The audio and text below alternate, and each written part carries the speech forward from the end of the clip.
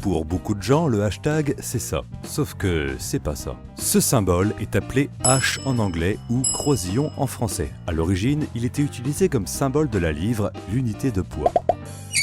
En informatique, le H sera réutilisé de plusieurs manières différentes. Programmation, code couleur, on le retrouve partout.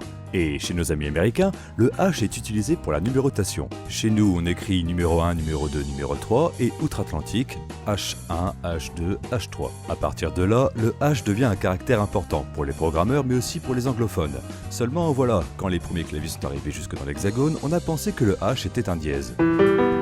C'est vrai qu'ils se ressemblent, mais il y a bel et bien deux caractères distincts. Le H de la livre et de la numérotation a les barres verticales inclinées et les barres horizontales bien droites, alors que c'est l'inverse pour le dièse.